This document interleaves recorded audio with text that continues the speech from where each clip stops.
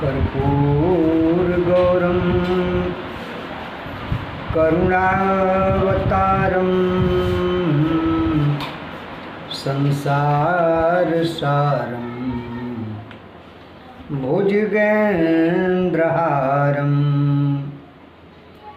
सदा वसन्तं हृदयारविन्दे भवं भवानी सहितं नमामि। भवाब्धिमग्नं दीनं मां समुद्धर भवार्णवात् कर्मग्राह गृहीतं दासोऽहं तव शंकर। आवें जितने भी शिव भक्त, शिव कथा के श्रोता मेरे YouTube चैनल पंडित चंद्रेश जी महाराज पर कथा श्रवण कर रहे हैं, सबके लिए एक स्वर में हर हर महादेव, जय जय सीताराम। भगवान की कथा में जुड़ने से पहले 2 बार भगवान के नाम का स्मरण किया जाए, संकीर्तन किया जाए, क्योंकि सूत जी शौनकादि ऋषियों को बताए हैं भगवान शिव के नाम का, पंचाक्षरी मंत्र का, संकीर्तन का महत्व बताए हैं। तो आए हम लोग भी 2 बार भगवान के नाम से जुड़ें। नमः शिवाय, ओम नमः शिवाय, हर हर बम बम नमः शिवाय, नमः शिवाय, ओम नमः शिवाय, हर हर बम बम नमः शिवाय। जटाधराय शिव जटाधराय नमः शिवाय, ओम नमः शिवाय, नमः शिवाय, ओम नमः शिवाय, हर हर बम बम नमः शिवाय, नमः शिवाय, ओम नमः शिवाय, हर हर बम बम नमः शिवाय। बोल दो उमापति भगवान शिव की जय। हर हर महादेव। भगवान शिव की कथा को कहते हुए सूत जी शौनकादि ऋषियों से भगवान ब्रह्मा नारद जी को बताते हुए कहते हैं कि सादर सुनहि जे शिव कथा, नर शरीर यस पाई, सदा रहि अनुकूल शिव, अंत धाम शिव जाई। जो मनुष्य के शरीर को धारण करके, मनुष्य रूपी शरीर को पा करके, इस साधन को पा करके भगवान शिव की कथा श्रवण करे, भगवान शिव के नाम का संकीर्तन करे, कहते हैं भगवान शिव उसके हमेशा अनुकूल होते हैं और वो अंत में शिव के धाम को जाता है। भगवान शिव के चरित्र को बताते हुए भगवान शिव के द्वारा सृष्टि का विस्तार कहते हैं। जिस भी पुराण को उठाकर देखा जाए, जिस पुराण में जिस देवता के नाम से पुराण है, शिव पुराण को अगर उठाकर देखा जाए, भगवान शिव से सारी सृष्टि का विस्तार। विष्णु पुराण को देखा जाए, भगवान विष्णु से सब सृष्टि का विस्तार। जिस पुराण को उठाया जाए उस पुराण को उठा करके देखने पर उस देवता की महानता उस पुराण में बताया गया। इसका तात्पर्य यह कि मिला करके सारे देवता सब एक ही में समाहित वह परमपिता परमेश्वर ही अनन्य अनेक अनेक रूपों में होकर के अन्य रूप प्रकट करके भक्तों की भावना के अनुसार शरीर पकड़ता है। जो शिव के उपासक हैं उनके लिए भगवान शिव हैं, जो विष्णु के उपासक हैं उनके लिए वही शिव विष्णु के रूप में, जो ब्रह्मदेव के उपासक हैं वही शिव उनको ब्रह्मा के रूप में, जो रुद्र के उपासक हैं वही शिव उनको रुद्र के रूप में, जो शक्ति के उपासक हैं वही शिव शक्ति के रूप में। कहते हैं सृष्टि के विस्तार का वर्णन सूत जी शौनकादि ऋषियों से करते हुए कहते हैं, एक दिन सृष्टि के विस्तार की कथा हम लोग पिछले पार्ट में कहे। सृष्टि का विस्तार के लिए ब्रह्मा से जब सृष्टि का विस्तार नहीं हो रहा है, भगवान विष्णु ने कहा कि तुम उस सदाशिव का ध्यान करो, और सदाशिव जब तक नहीं आएंगे, सदाशिव अगर तुमको जब तक शक्ति नहीं देंगे तुम्हारे सृष्टि का विस्तार नहीं होगा। ब्रह्मा जी बैठ करके भगवान शिव का ध्यान करने लगे। भगवान शिव को पंचानन पंचमुख उस शिव का ध्यान करने लगे। भक्त का भगवान से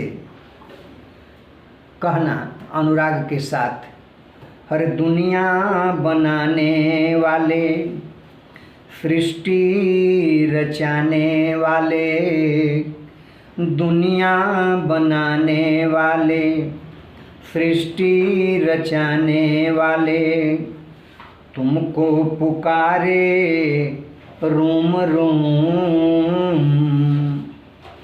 बोलो रे बोलो हरि ओम, बोलो रे बोलो हरि ओम। अंग भभूति सोहे गले बीच ब्याल बाबा, अंग भभूति सोहे गले बीच ब्याल बाबा, कर में त्रिशूल डमरू कमर मृग छाल बाबा, सिर बीच सोहे तेरे सोम, बोलो रे बोलो हरि ओम, बोलो रे बोलो हरि ओम। देवों के देव हो तुम, बाबा महादेव हो तुम, देवों के देव हो तुम, बाबा महादेव हो तुम, सृष्टि में हो तुम बिलोम, सृष्टि में हो तुम बिलोम, बोलो रे बोलो हरि ओम। दुनिया बनाने वाले, सृष्टि रचाने वाले, दुनिया बनाने वाले, सृष्टि रचाने वाले, तुमको पुकारे रोम रोम, बोलो रे बोलो हरि ओम, बोलो रे बोलो हरि ओम। सुर हरि बिरंची बाबा, तेरे ही यश को गावें, सुर हरि बिरंची बाबा, तेरे ही यश को गावें। सूरज यो चांद तारे तुमसे प्रकाश पावें, चरणों में झुके तेरे व्योम। बोलो रे बोलो हरि ओम, बोलो रे बोलो हरि ओम। दुनिया बनाने वाले, सृष्टि रचाने वाले, दुनिया बनाने वाले, सृष्टि रचाने वाले, तुमको पुकारे रोम रोम। बोलो रे बोलो हरि ओम, बोलो रे बोलो हरि ओम। बोल दो उमापति भगवान भूत भावन भोलेनाथ की जय। भगवान विष्णु के कथनानुसार ब्रह्मा जी भगवान सांब शिव का ध्यान लगाने लगे। भगवान ब्रह्मदेव के मन में यही है, हमसे सृष्टि का विस्तार नहीं हो रहा है महाराज, आप आकर के विस्तार का उद्योग हमसे करावें जिससे यह विस्तार हो। कहते हैं ब्रह्मदेव नारद जी से कि भगवान विष्णु के कहने पर जब हम उस महेश्वर का ध्यान लगाने लगे, उसी समय अर्धनारीश्वर महाराज प्रकट हो गए। भगवान शिव आधा नारी शक्ति के रूप में भगवान प्रकट हुए। अर्थात भगवान का कथन यह, अपने ही शरीर से जैसे हम दो स्वरूप धारण किए हैं, जैसे नारी और पुरुष बने हैं, वैसे तुम भी नारी और पुरुष के रूप में परिणत होकर के और सृष्टि का विस्तार कर सकते हो, ऐसा निर्देशन करते हुए भगवान शिव विधाता को जब दर्शन दिए, इन्होंने उनका स्तुति वंदन स्वागत अभिनंदन किया, पूजन अर्चन किया। महादेव जी प्रसन्न होकर के उन्होंने कहा, हे विधाता, मैं जन्म और मृत्यु के भय से युक्त अशोभन जीवों की सृष्टि नहीं करना चाहता। ब्रह्मदेव से जब इन्होंने कहा, ब्रह्मदेव जब भगवान शिव से कहे, हे महाराज, हमसे सृष्टि का विस्तार नहीं हो पा रहा है, आप सृष्टि का विस्तार करें। भगवान शिव सृष्टि का विस्तार कर रहे हैं। जब सृष्टि का विस्तार कर रहे हैं तो अपने द्वारा भूत पिशाच अन्य हाकनी डाकनी शाकनी ऐसे लोगों की सृष्टि करने लगे और वो ब्रह्मा के द्वारा बनाई हुई सृष्टि को सताने लगे। ब्रह्मदेव हाथ जोड़कर खड़े हुए, हे महाराज, कैसी सृष्टि आप कर रहे हैं? हे महाराज, आप ऐसी सृष्टि करिए जिससे हमारे द्वारा रची हुई सृष्टि का नाश न हो और यहाँ सुख और शांति व्याप्त रहे।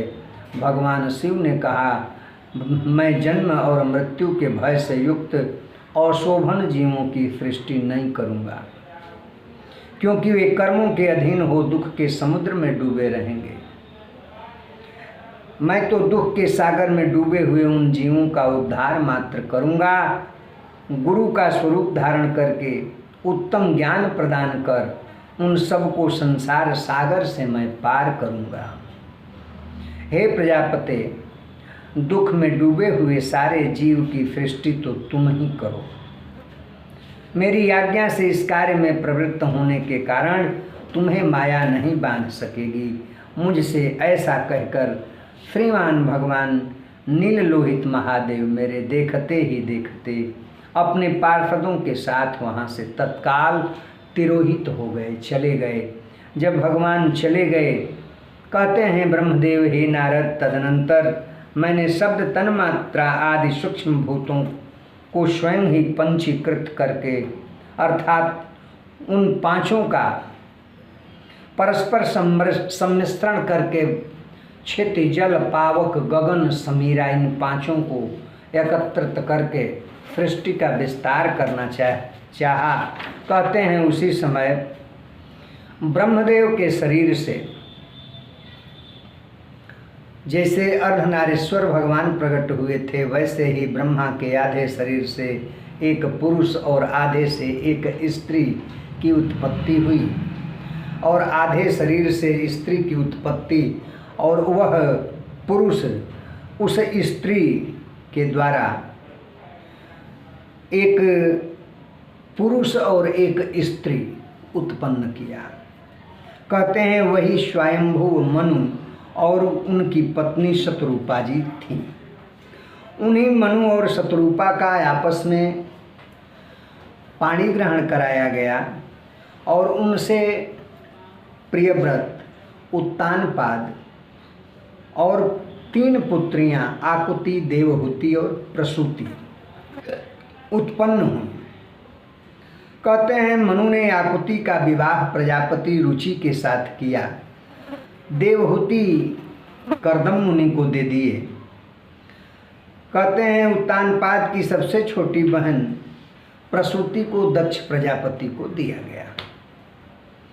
कहते हैं उनकी संतान परंपराओं से समस्त चराचर जगत व्याप्त हो गया। अब ब्रह्मा की सृष्टि का विस्तार मनु जी ने जब पूछा, हे ब्रह्मदेव, हमारे लिए क्या आदेश है, हमें क्यों हे पितामह प्रकट किया है?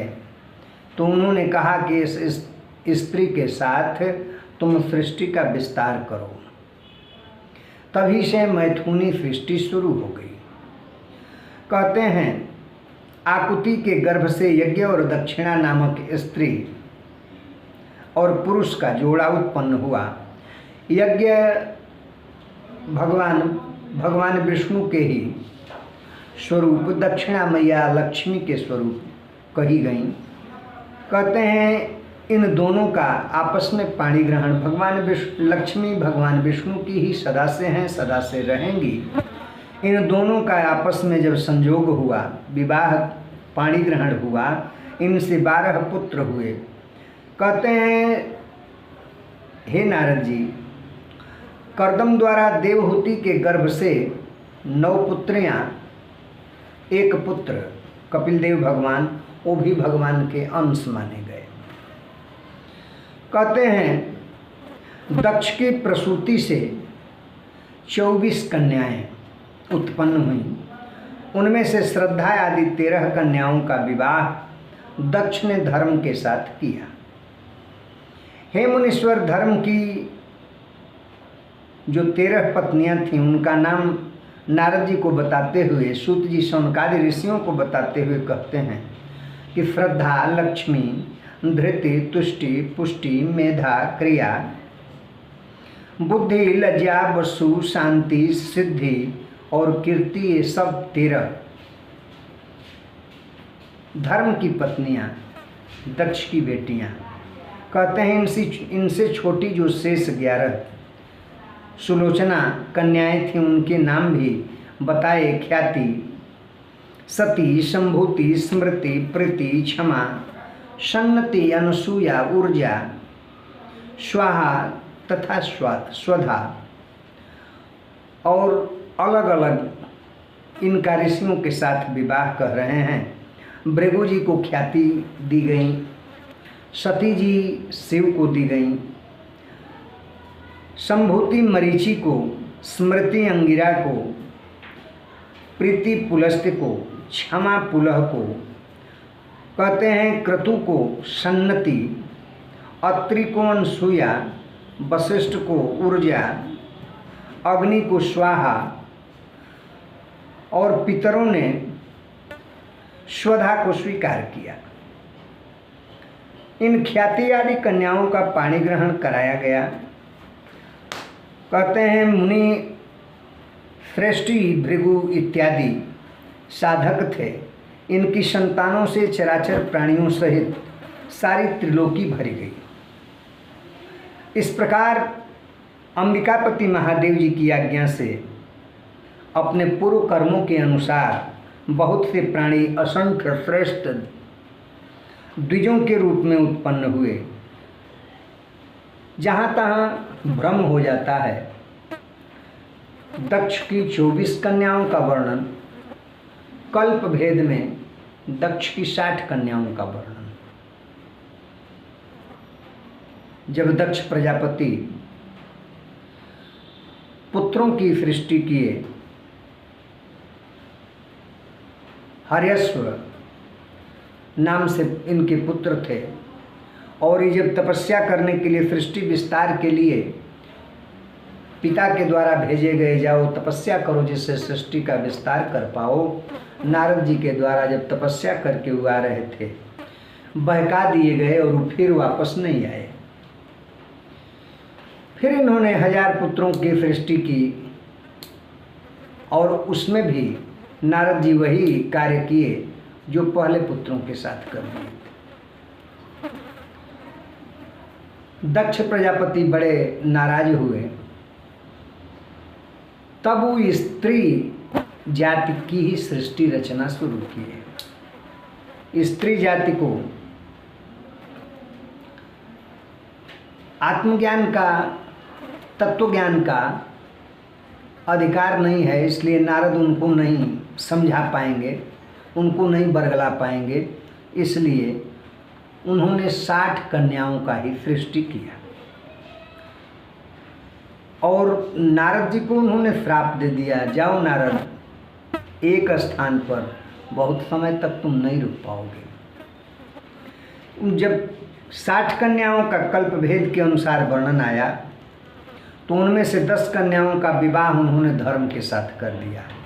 27 कन्याएं चंद्रमा को दे दी गई।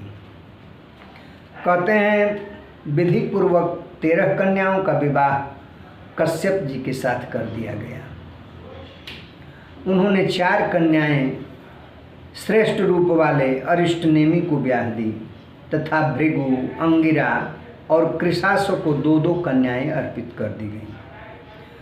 उन स्त्रियों से उनके पतियों द्वारा बहुसंख्यक चराचर प्राणियों की उत्पत्ति हुई। उनमें से छोटी कन्या जो सती थी, वह भगवान शिव को दे दी गई। कहते हैं महात्मा कश्यप को जिन 13 कन्याओं का विधि पूर्वक दान दिया था, उनकी संतानों से सारी त्रिलोकी व्याप्त हो गई। इस तरह से सूत जी शौनकादि ऋषियों को भगवान शिव के आदेश पर ब्रह्मा के द्वारा सृष्टि का विस्तार कैसे हुआ, इस कथा को बताए। उन्होंने यह भी बताया, भगवान शिव की ही कृपा से भगवान अपने बाएं भाग के 10वें अंग पर अमृत मल करके विष्णु को उत्पन्न किया था सृष्टि के प्रारंभ में, और उसी विष्णु के नाभि कमल से, उस नाभि से कमल को उत्पन्न किया, और उस कमल पर अपने वाम पार्श्व पर अमृत मलकर, दाहिने पार्श्व पर अमृत को मलकर बाएं पार्श्व से विष्णु को उत्पन्न किया, दाहिने पार्श्व से ब्रह्मा को उत्पन्न करके, और अपनी माया से इनको मुग्ध करके उस कमल की पंखुड़ियों पर रख दिया। इन्होंने यही जाना कि हम इस कमल से ही उत्पन्न हैं। ऐसे ब्रह्मा और विष्णु की सृष्टि करके इनके लिए ब्रह्माणी अर्थात सरस्वती शक्ति के द्वारा रमा, ब्रह्माणी, और अपने शरीर से अपने ही अनुसार और रुद्र की सृष्टि उन्होंने किया। शक्ति से ही कालिका देवी की उत्पत्ति किए, और वह कालिका रुद्र की सेविका के रूप में उन्होंने दिया। अर्थात विष्णु की पत्नी लक्ष्मी, ब्रह्मा की पत्नी सरस्वती और रुद्र की पत्नी कालिका। उसी शक्ति को कहीं कालिका, चंडिका, भद्रा, चामुंडा, विजया, जया, जयंती, भद्रकाली, दुर्गा, भगवती, कामाख्या, कामदा, अम्बा, मृडानी, सर्वमंगला कहा जाता है। दुर्गा सप्तशती में आया, सर्वमंगल मांगल्ये शिवे सर्वार्थ साधिके शरण्ये त्र्यंबके गौरी नारायणी नमस्तुते। आज के लिए इतना ही इस पार्ट के लिए। शेष आगे की कथा अगले पार्ट में। सृष्टि का विस्तार का ही कथा, सृष्टि विस्तार हो गया। रुद्र संहिता का सृष्टि खंड की कथा हम लोग पूर्णतः श्रवण किए। अब रुद्र संहिता के द्वितीय खंड सती खंड की कथा अगले पार्ट में हम लोग श्रवण करेंगे।